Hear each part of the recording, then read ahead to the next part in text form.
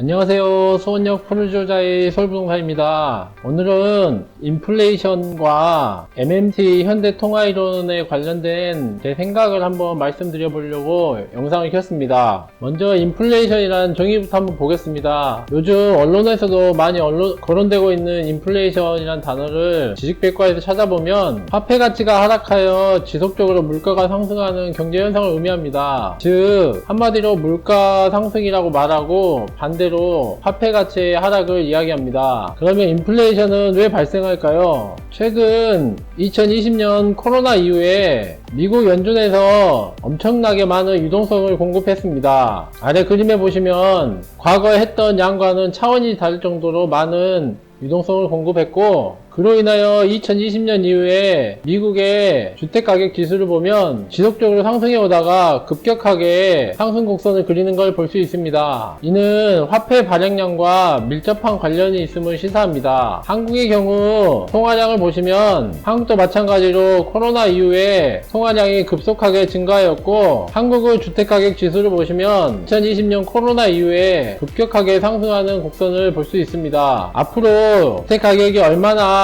오를지 알 수는 없지만 이 증가 추이는 단기간에 끝나지 않을 것으로 보입니다. 다음은 나스닥 종합지수입니다. 2020년 이후에 거의 2배 이상 상승하였고, 한국의 경우도 2020년 이후에 종합주가지수가 2배 이상 상승하였습니다. 다음 원자재의 대표인 원유의 가격을 보시면 마찬가지 2020년 이후에 약 15불 정도 했던 게 지금 한 60불 이상 가격이 형성되어 있고, 원자재 시장 같은 경우 금의 경우도 2020년 이후에도 급격하게 상승했고, 현재는 조정폭을 거치다가 다시 상승 각도를 유지하고 있습니다. 은의 경우도 2020년 이후에 2배 이상 상승하였고, 현재 박스권을 지나서 상승하고 있는 그림입니다. 다음 원자재 시장의 대표격인 구리를 보시면 마찬가지로 2020년 이후에 가격에 2배 이상 상승하는 상승폭을 나타내었고, 주석의 경우에도 2배 이상 상승하였습니다. 농산물 선물지수를 보면 옥수수의 경우도 2020년 이후에 2배 이상 폭등하였고, 콩의 가격도 마찬가지로 2020년 이후 2배 이상 폭등하였습니다.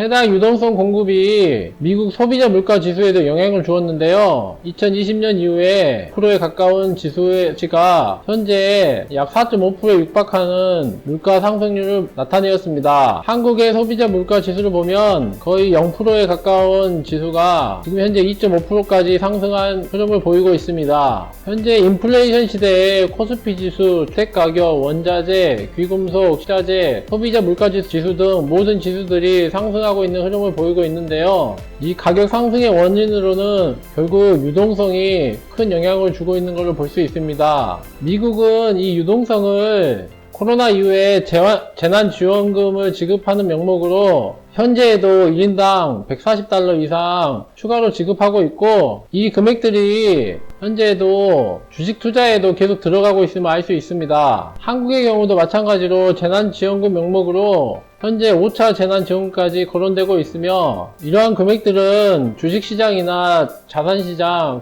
비트코인 시장까지 들어가서 가격을 상승시키고 있습니다. 실제로 코로나 이후에 가장 힘드신 분들은 자영업자들이 매우 힘들어하는 것이 사실이지만, 건전한 직장생활을 하시는 분들의 경우에는 오히려 소득이 증가하는 효과를 나타냈습니다.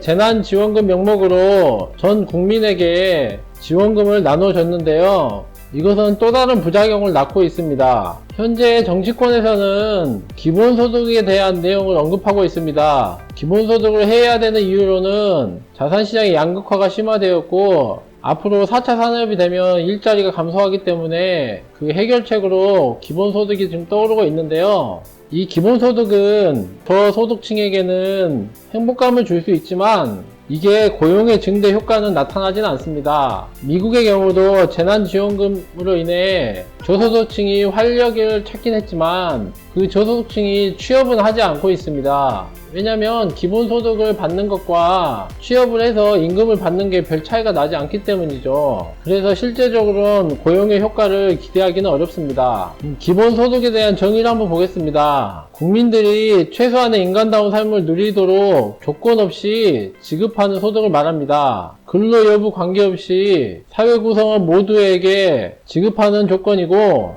아시겠지만 기본소득의 재원은 세금의 중과로 그 방안이 검토되고 있습니다. 현재 포퓰리즘 논란의 중심에 있기도 합니다. 앞서 말했지만 이미 기본소득을 시행하는 곳이 있습니다. 예를 들어서 미국의 알래스카주 같은 경우 현재 시행하고 있고, 그리고 핀란드의 경우 2017년에 전 세계 최초로 기본소득을 실시하고 있고, 2020년 5월에 최종 보고서가 나왔는데요. 실업자들에게는 행복감을 증가시킬 수 있지만 고용 촉진 효과는 없다라고 밝혔습니다. 다음은 현대통화이론인 MMT에 대해서 말씀드리겠습니다. MMT는 국가가 과도한 인플레이션만 없다면은 화폐를 계속 발행해도 된다는 주장입니다. 그로 인해 정부의 적자 재정을 통해서 완전 고용을 실현하겠다는 취지의 내용이고, MMT를 증명하는 사례로는 일본에 거론되고 있습니다. 과거 아베노믹스가 시행했던 일본은행이 국채를 막대한 돈을 풀었음에도 불구하고 물가 상승률이 2%가 되지 않았기 때문에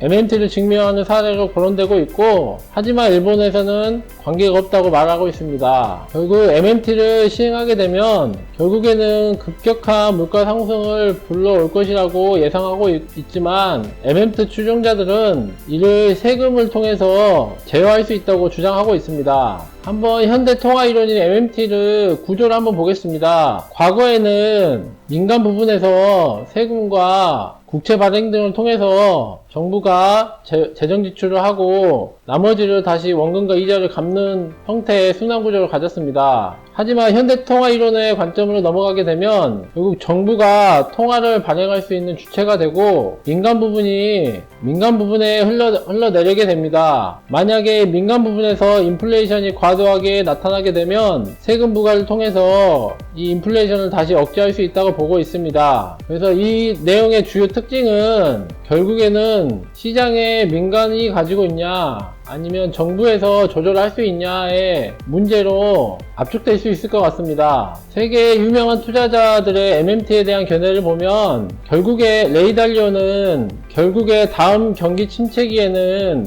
현대통화이론밖에 대안이 없다고 말하고 있습니다. 결국 MMT가 도입된다고 보고 있고, 워런 버핏의 경우에는 MMT가 시행되면 결국엔 인플레이션이 발생할 수 있을 거라 보고 있습니다. 카 라이트칸의 경우에도 MMT가 시행되면 인플레이션이 살아나게 되는데 그 이후에 매우 위험할 수 있다고 말하고 있습니다. 이 내용을 종합해보면 결국 MMT가 도입된다면 이 내용은 정부가 시장을 조절한다는 의미가 될 거고, 이렇게 되면 결국 기본소득제는 도입이 될 것입니다. 물론 이 내용은 좋은 내용인데 관건은 여기 있습니다. 만약에 시장 조절을 정부가 성공할 수 있을지가 일단 의문입니다. 현재도 주택가격이 너무 올라서 정부가 세금을 통해 규제 정책을 피고 있으나 주택가격이 잡히질 않고 있습니다. 마찬가지로 정부가 시장 조절을 할 수 있을지가 가장 큰 의문이고, 만약에 성공한다 하더라도 안정적인 인플레이션은 지속될 것입니다. 만약에 실패하면 정말 위험에 빠지는 하이퍼 인플레이션이 나올 수 있을 거라고 보고 있습니다. 앞으로의 미래는 알 수 없습니다. 누구나 알 수 없지만